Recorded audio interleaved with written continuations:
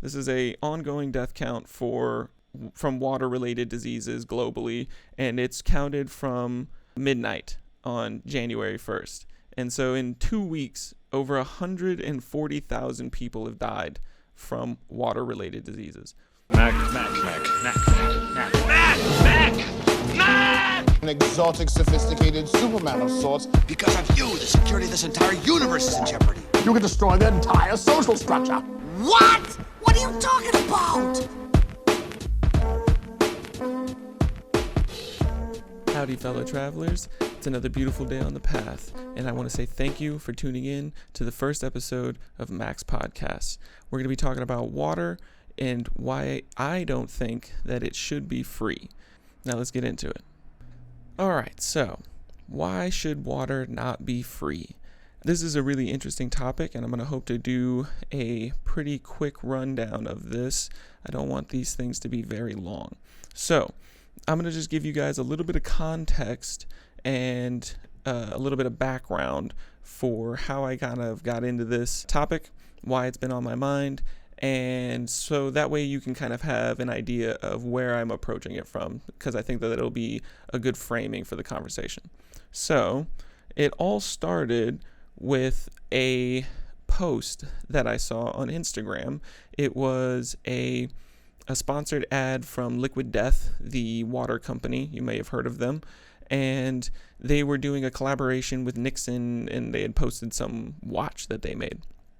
And I scrolled down into the comments, and the very first comment that I saw was some guy saying, oh, now they can profit off of two things that should be free, water and time. And I thought that that was an interesting way to think about it. I was like, in that statement, there's an assumption that water shouldn't be profited on, and that it's because of its, necessary to survival. So I kind of understand where they're coming from in there. But, when you actually dig down into history and you dig down into water just in general on this planet, you actually start to see that there's a lot of benefits for why we commoditize water. And there's a lot of things behind the scenes that we don't see on a day-to-day basis, especially in a Western or advanced country. So, like first world stuff. So basically, I want to go through a few different points, and in each of those points, there's going to be sort of subtopics that I'm going to go over. The first one that I want to go over is the cost of free water, because, there is no such thing as free. Even in nature, even if you're not going to put free in a monetized sense, in nature, you don't just get water. You have to expend energy, you have to expend time, resources to get water. And so one of the first things that I want to just get through right off the bat, there was a lot of people in that comment section that were replying to me talking about rain. And they were using rain as an illustration, an example of how abundant water is. And I thought that was really funny. I'm going to go ahead and say that these people are very uneducated on just basic water hygiene, because you really shouldn't be drinking rainwater, especially if you live in a city. And I'm going to explain why.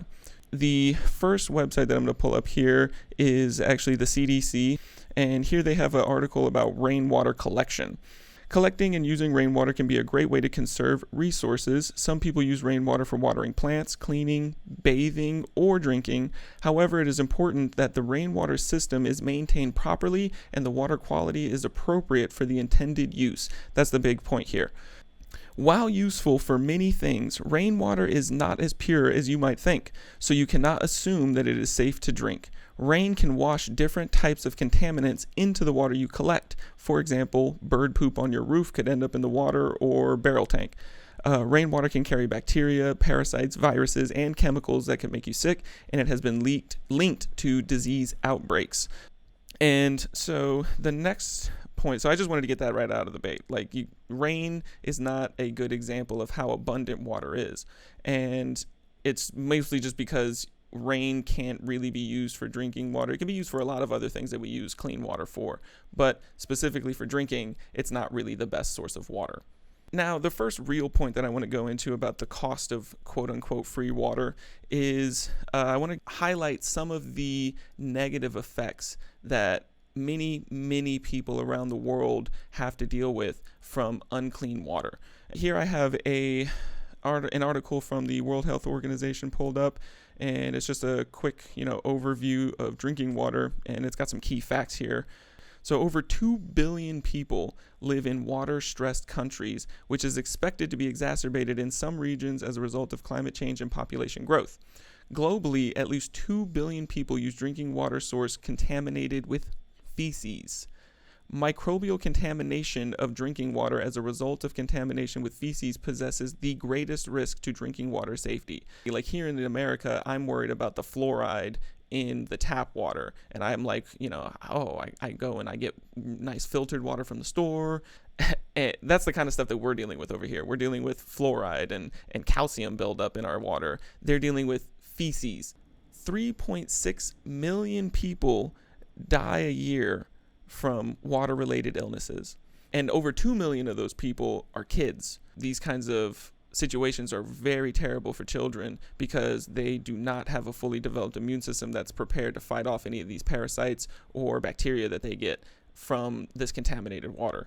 There's a really interesting website that I found called The World Counts.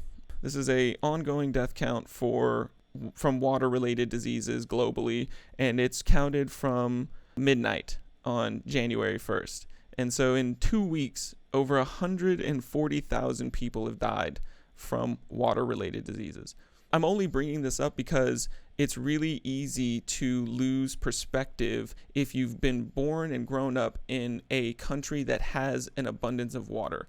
Living in the United States for my whole life, I can tell you that before I started to learn these things, I never thought about how much water I was using. It was not even an afterthought. I never once even imagined the idea that I would turn on my faucet and no water would come out.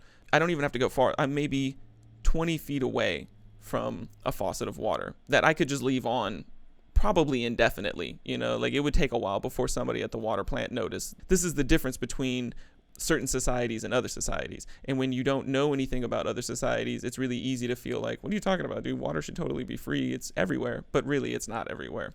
And that's the next thing that I want to talk about. How much water on the planet is actually available for use by human beings? So let's talk about the breakdown of water and how it's dispersed geographically. Here I am on the 71%.org, and I have an article titled The World's Freshwater Sources. I'm just going to read a little bit here.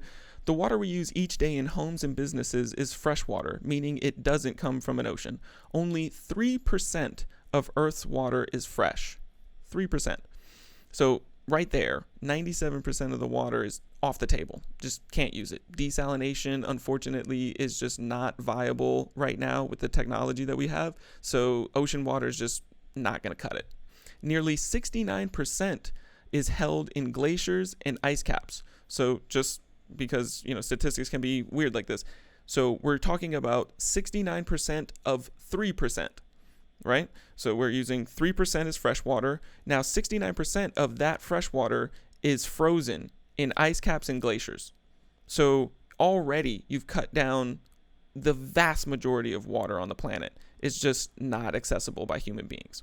Another 30% of that 3% that's fresh is groundwater. So that's water that's under the ground in aquifers, reservoirs, stuff like that. And then the remaining 1% is surface water and all other sources. So surface water would be like rivers and lakes, stuff like that. So as you can see, it's not that water isn't abundant, but it's just that people have this false idea of how abundant it really is because they include all of this other water that you can't actually use for anything in human life. I just wanted to illuminate some of those statistics so that way you could see, we're talking about a very, very small percentage of the total amount of water on the planet. One other thing that I think that people don't really think about is all of the danger that comes when you have to go somewhere else to get your water.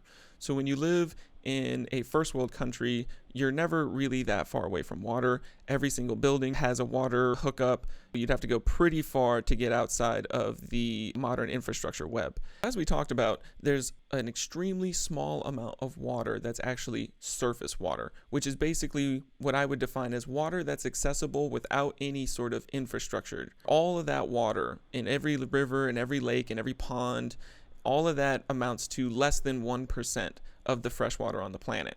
And it's not evenly dispersed around the planet. Obviously the Saharan desert has no water. The Amazon rainforest has a ginormous river flowing straight through it. There's different levels of access to water without infrastructure. And this is what's so tricky about it is you imagine before, like a hunter-gatherer tribe, there's a lot of danger when you're having to go from where you are now to where the water is.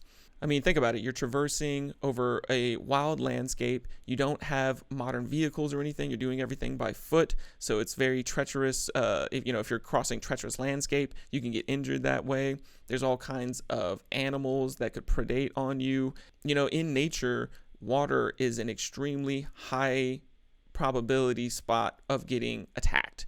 Here I just have a quick video of some alligator attacks. This is from a variety of different places, but I mean, this is the kind of stuff that you have to deal with as an animal when you're or a human being when you're trying to get water from somewhere.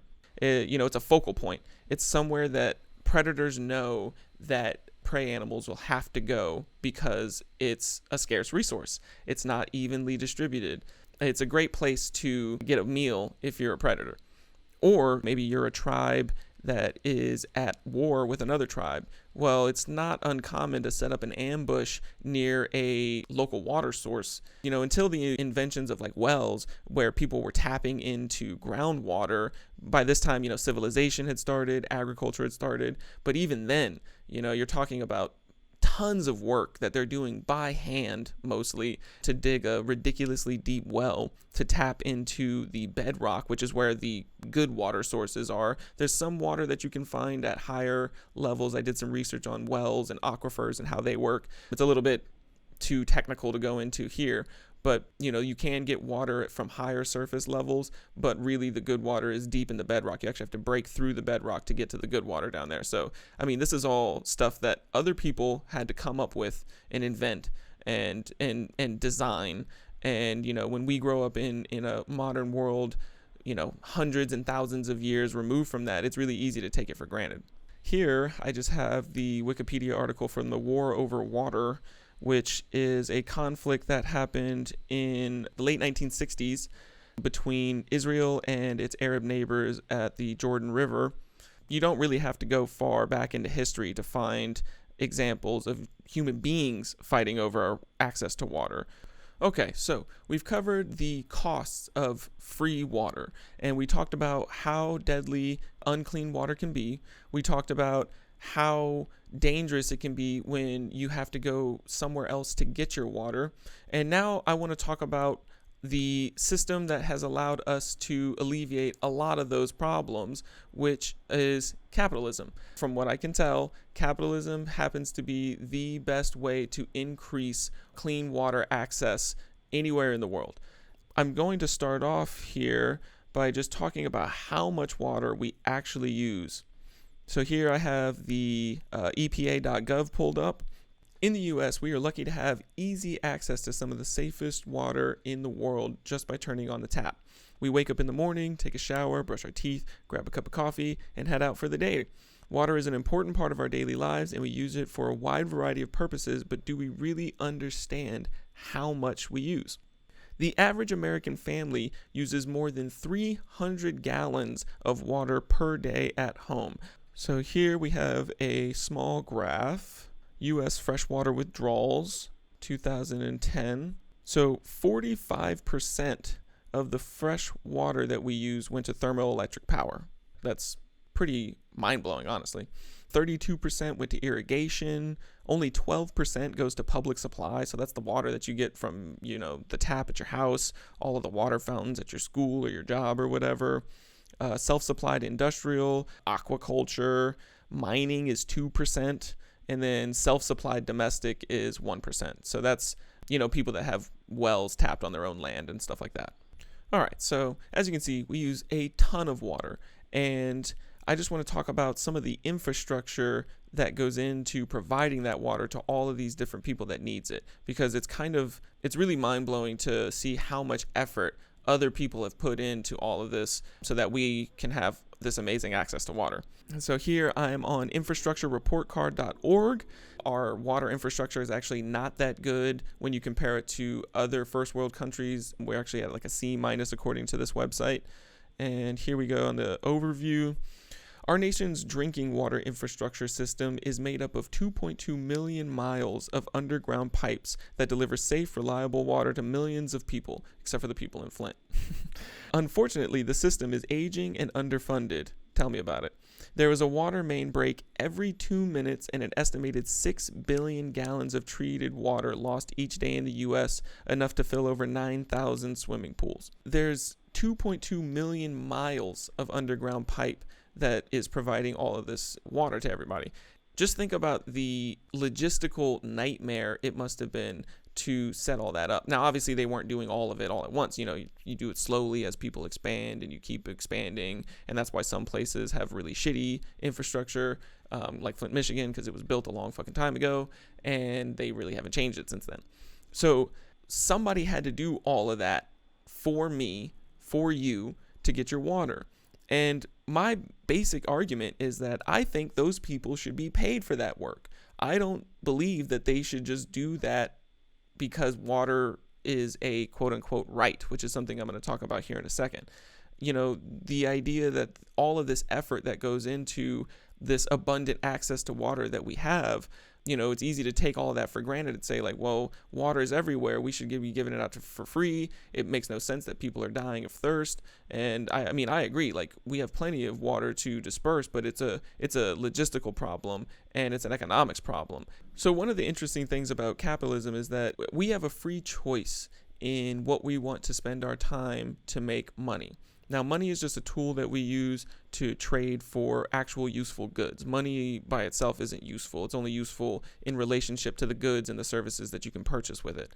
So when you think about that, you have to think, you can either have a situation where you have absolutely no choice and you have to spend every waking moment of your life obtaining and maintaining water, food, and shelter. That is your whole life. There is nothing else that you can do because that will take up all of your time. And in contrast, we now live in a situation where you can do almost anything to get those things. You could make a podcast. You could work in an office. You could do a retail job. Now, a lot of people don't like their jobs. And so, maybe some of them feel like they don't really have a choice, but I would say that they have more of a choice than the latter example that we just gave, where you have no choice. So even if you do have restricted choices, which I would argue they don't, but let's just say for argument's sake that they do have restricted choices, that's still more choices than no choices. And so I think that kind of a system is actually better because it allows us to do something, it gives us the opportunity to do something that we actually enjoy, to make money that we then can spend by buying water that somebody else has taken the time to set up the infrastructure for, and to source the water, and to clean the water, and to test the water. And, there's all these processes that go into it. It's not like they're just picking up buckets of water and there's, tossing them down a hill or something. Like, it's very complicated. There's a lot of ins and outs, and thanks to the government, there's a shit ton of regulations that a lot of these water providers have to go through. Some of them are good, safety regulations and things like that. But then obviously there's a lot of red tape, and the bureaucratic system of the government takes a long time. So that actually increases the water. I feel like it'd probably be cheaper if there were less regulations, but that's a whole nother conversation. Now, there were a few people in the comments of that original post by Liquid Death that were talking about how capitalism has actually polluted the water. Now, this is actually an interesting point because it is true anecdotally. There are specific instances where specific companies have taken specific actions that polluted water, that the government then stepped in and told them that you have to stop that. And I believe that those are good regulations, things that regulate water quality, air quality, stuff like that. The problem is that that's not a system-wide thing. In reality, the countries that have the most economic freedom also happen to have some of the cleanest water in the entire world. And I think one of the things that's interesting when I started to look into this is that the list of countries that has some of the worst water are also countries that are fairly new.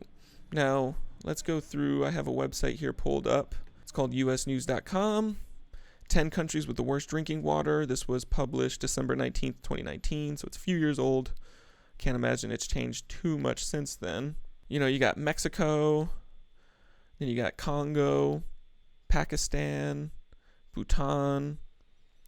Number 6 is Ghana, Nepal, Cambodia. Number 3 is Nigeria. Number 2, Ethiopia. And number 1, Uganda. Now, obviously, right off the bat, you can tell that there's a lot of African countries in there, a lot of sub-Saharan African countries to be specific. And one of the interesting things that I noticed when I was going through this list and thinking about these countries is that they're not all of them, but the majority of these countries are very new. They are less than 100 years old. Uganda was formed in 1962. The Democratic Republic of the Congo was formed in 1960. Cambodia was formed in 1953, and Pakistan 1947. So, you're talking about countries that are less than 100 years old, and this can mean a variety of things. But most importantly, I think that it means that they're less likely to have the knowledge, the skills, and the levels of technology of a more advanced country, and so they probably don't have the capabilities to set up really good water infrastructure. Another interesting point about these countries is that they were typically, or at least some of them, were usually rural farmlands for more urbanized centers of the actual empires that they were part of before World War I and World War II. So these were areas that were mostly rural. They probably had zero infrastructure when the country was founded. And so I think that with these two things, the fact that these countries were formed when they didn't really have a lot of infrastructure, and the people that make up that country didn't have a lot of the capabilities to design that infrastructure, it's no surprise to me that they're having a hard time developing the infrastructure since they've been founded. Now, probably the most interesting thing that I was turned on to from some of the people that were replying to me in the comments of that post was one of the people sent me an Instagram page called freewater.io. He was basically saying that this is a company that's giving away free water, and that it, to show that it's possible and that you don't have to charge money for water. And so I was interested, and I was like, oh, okay, well, let me check it out. Let me see what's going on. I go to their Instagram page, and they had a link in their bio for some sort of a fundraiser. So I go to the fundraiser website, and this is it here. They've raised almost $20,000, which is pretty good out of 130 contributors, that's really good, actually. So the whole idea with this company is that they don't charge for the water because they sell advertising on the bottles and the cartons. So that's kind of how they're getting around it. So really, it's not free. And that's what I told the guy in the comments. I was like, well, that's not free water. That's just having somebody else pay for your water, which is cool. I understand. But there's a big difference between having somebody else pay for your water and getting free water. And so, after I was going through this interesting website and I checked out some of the videos and I was reading some of this stuff, and I was like, okay, so if you sell advertising on the bottles and that's how you cover the cost of the water, then what exactly are you raising funds for? It's kind of interesting that you would, they're making this whole pitch like, oh yeah, we have this great business model where we sell ads on the bottles and then you don't have to pay for the water. Well, then why are you raising funds from regular people? I just don't get it. This isn't like an advertising Fiverr type situation where advertisers can find this and then be like, oh, I want to buy ads on this water company. It's for regular people to donate to. And so I thought that was a little bit interesting. And I told him, hey, you might want to do some more research on that free water place before you donate some money, because I don't really know what's going on here. It seems pretty dubious to me that they'd be asking for funds, even though the business model is all centered around free water. Technically speaking, you're just giving them free money at this point. It's actually the tables have been turned. Now, one thing that they did mention that I thought was interesting here, says here, we believe water is a basic human right and that everyone should have access to clean drinking water. Now, I agree with the second part of that statement. I think that everyone should have access to clean drinking water. I would prefer, let me just put it this way, I would prefer that everyone have access to clean drinking water. Now, the first part of that statement is kind of interesting, that they believe water is a basic human right. There's another interesting article here. This is a website called mronline.org, and this is an article written by a person named Meg Hill, and it looks like it was posted on October 6, 2019. Now, this article I read because I wanted to hear some of the viewpoints of people who disagree with me that are, in a more well thought out way than in just Instagram comments. It's really hard to have a nice, well thought out discussion in Instagram comments.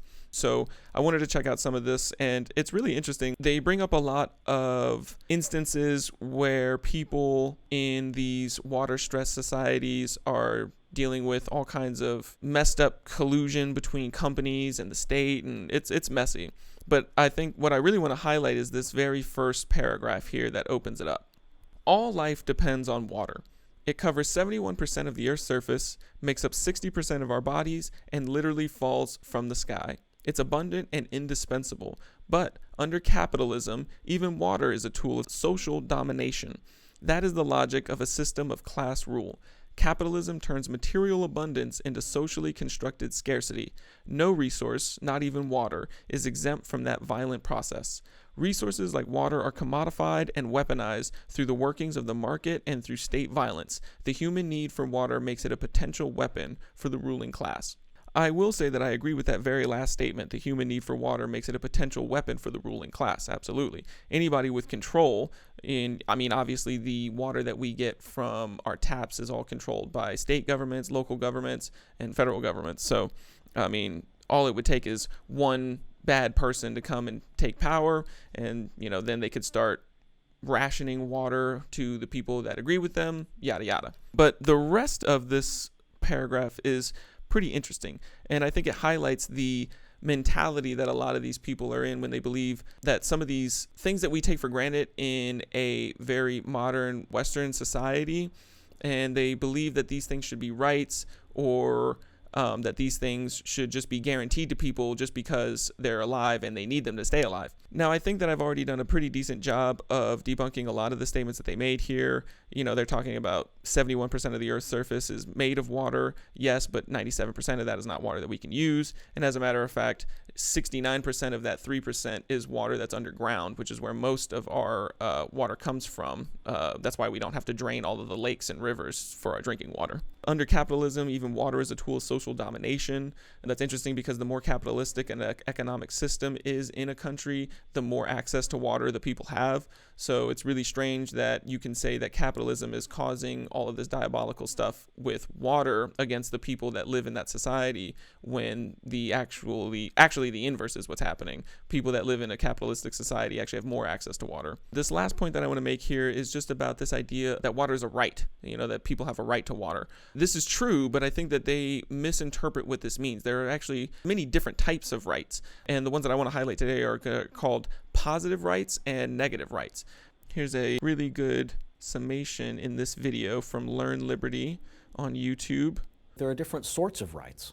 Besides the distinction between legal and moral rights, we also need to distinguish the different sorts of claims the assertion of a right makes. Philosophers generally use the expressions negative rights and positive rights to express these distinctions. Now, there's nothing evaluative about these terms. It's not negative in a bad way. These are precise terms that philosophers use to make an important distinction. Consider this claim. I have the right to go to the store and get a lottery ticket. Let's begin with what this doesn't mean. First of all, it doesn't mean I have an obligation to buy a lottery ticket. It's up to me. No one should be forcing me to buy one.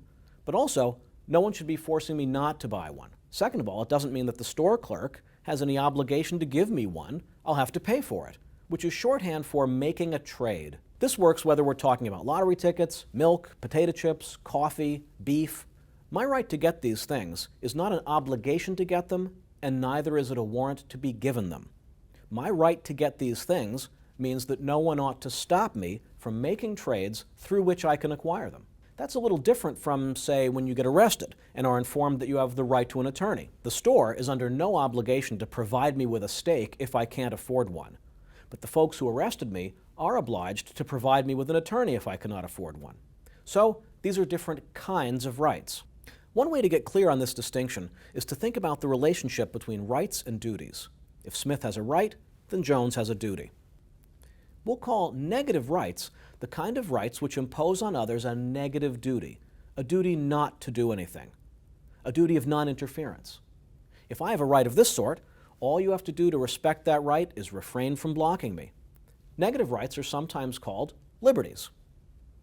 Now, we'll call positive rights the kind of rights which impose on others a positive duty, a duty to provide or act in a certain way. If I have a right of this sort, you respect it by complying.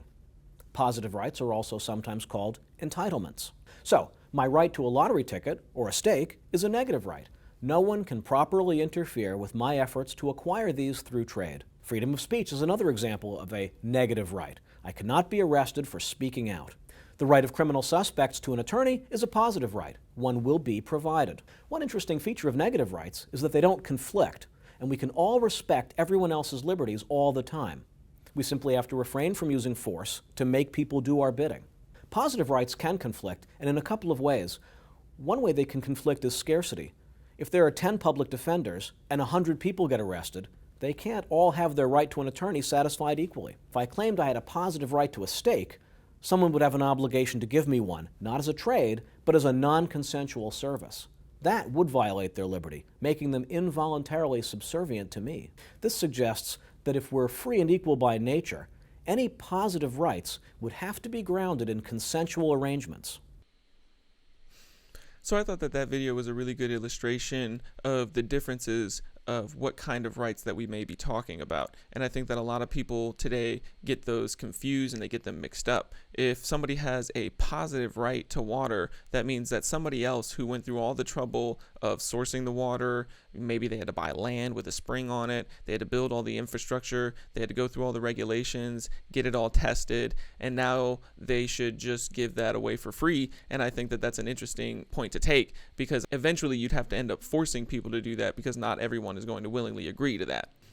So in conclusion, my basic argument is that I think that the people who say that water should be free, or that water is a right, that everybody has a right to water and that they should have free access to clean and safe water, I think that they misunderstand all of the different logistical problems that come into providing water to all of these people. You know, there's 8 billion people on the planet, and unfortunately, there's just no way for all of them to provide their own water. So somebody else is going to have to provide water for them. And I think that personally, for me, I don't agree with the idea of forcing a subsection of the population to work to provide water for everybody else for no reward. And I think that the system that we've come up with capitalism, which is basically just free trade, where you can use your time to gather money and then use that money to gather resources however you see fit, I think that that's the best way that we've come up with by far to provide access to water to more and more people all across the world. All right, so those are my thoughts about water. I hope you guys enjoyed that conversation. If you guys have any thoughts or any comments that you'd like to make, go ahead and leave them in the comment section below. I can't wait to read them and engage with you guys some more on this topic. If you guys have any topics that you'd like for me to do in the future, shoot me a DM. You know, maybe we can talk about it. If you have some articles that you want to send me my way, I'm always super interested. I read everything. I watch all the videos you guys send me. So please, you know, show me something that I've never seen before, and we can talk about it here. All right, thanks guys. Peace.